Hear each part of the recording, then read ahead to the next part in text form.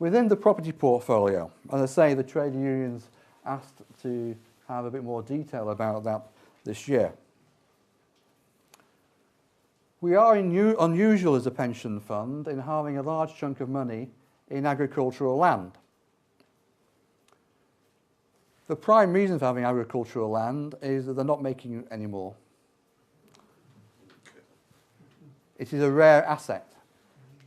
And we're a bit ahead of the game because, as you've picked up from the popular press, the last 2 years or so, people keep on talking about security of food, the quality of food, provenance. Do you know where your wheat's coming from? Do you know where your beans are coming from? And so on. So we've been investing in agricultural land for some time, and we have a portfolio valued at about £70 million. That portfolio is largely based in the fens of East Anglia, north of Cambridgeshire. It is some of the best quality land in the UK. It is primarily used to grow wheat and potatoes, wheat for rotational reasons.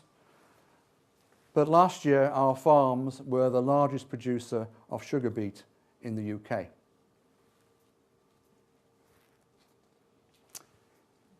I've read a report today, by the way, which estimates that agricultural land will produce a 10% return for the next 4 to 5 years.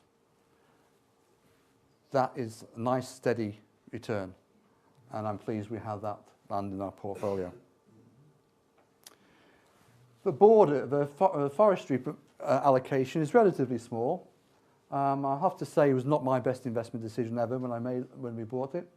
We now have 2 forests. We did have 3. We sold the third one at a profit a couple of years ago. The attraction of forests, of course, is that they have a different cycle of return. Harvesting is on a 25-year basis. We always replenish, we always grow, and harvest environmentally and sustainably. The forests are on the English-Scottish borders. We have dedicated managers who do that work on our behalf. They are managed in an environmentally sympathetic way. And across both the agricultural and forest portfolios, we are seriously investigating renewable energy opportunities. Both forests have got options on them with power suppliers, and a large part of the agricultural land is also an option with suppliers. The attraction, of course, to us of renewable energy as a pension fund is, again, sustainable long-term income if those farms come to fruition. The commercial portfolio, that is basically the rest of the slide, consists of 30 or so properties and is a bit more conventional in its allocation. The industrial allocation there, about £58 million, is primarily distribution sheds, but it also includes small manufacturing units. The buildings are located throughout Scotland. We've got one in South Wales, the East and West Midlands, and Greater London.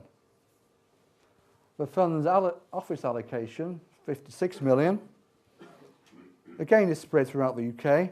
We have properties in Warrington, Birmingham, and the home counties. We also have 3 large office buildings in central London.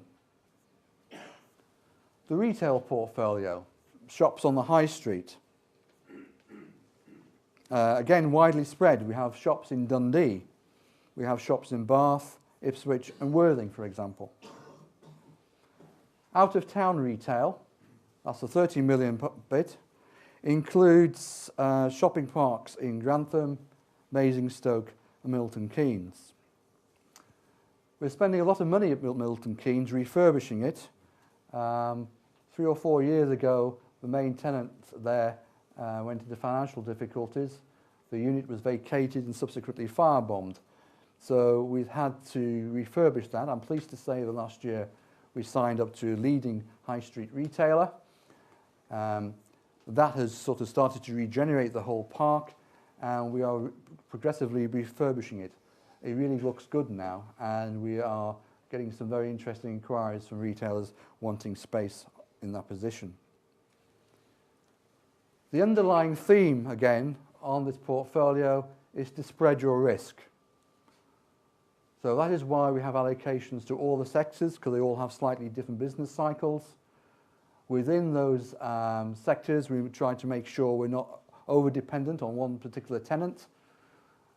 For instance, we didn't suffer any major problems last year when some of the high street retailers went into liquidation. We didn't have Woolworths as a tenant, although we did have Allied Carpets on 1 unit or 2 units. But we managed to re-let those, I'm pleased to say. One of the attractions of commercial property is this is a bridge between equity investment in that capital values go up if you're lucky, and also with bonds, because if you have a good tenant, you've got a assured income stream for 10 to 15 years. So it bridges the gap nicely. It also reflects the underlying economy. So it reflects inflation, and hopefully, if you get it right, it will reduce reasonable returns on a long-term view.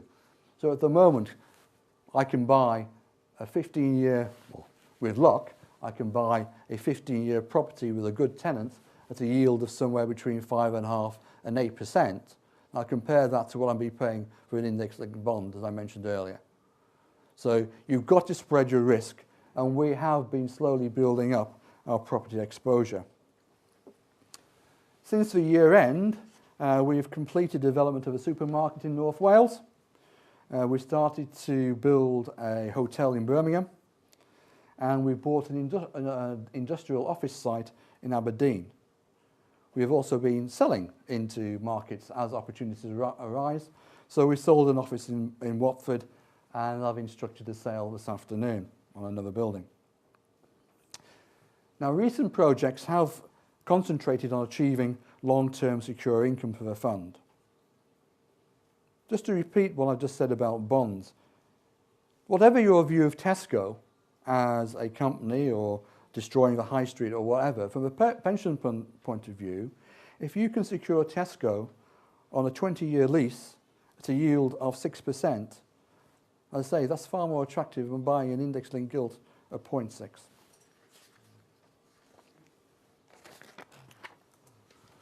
So where is the fund now? This is the value as end of September. You may say it doesn't look that different from where it was at March. The volatility of markets has meant that we've actually been down to 3.8 since the end of March, and we're now back up to 4.1.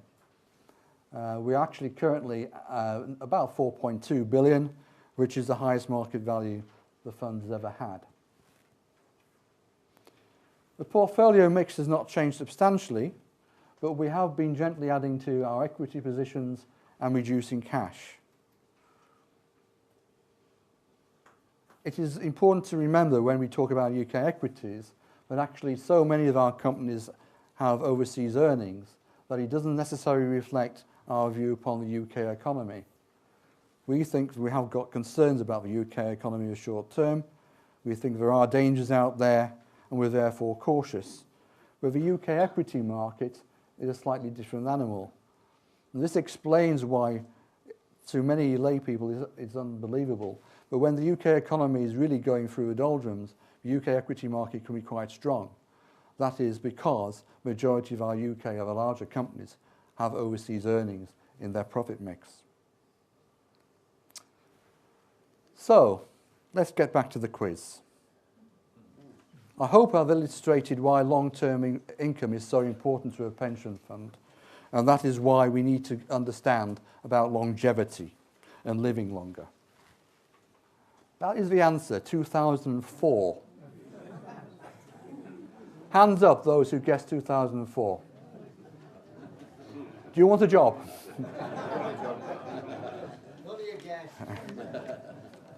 How can it be 2004? William Jasper Martin survived. He was a Confederate veteran. He had a pension of $50 per month. When he was 81, he married Alberta, who was then 18. And she died when she was 97. Now, I don't think he actually thought about that when he was calculating the pension fund. But that is the sort of issue you have to think about when investing a long-term pension fund. Thank you.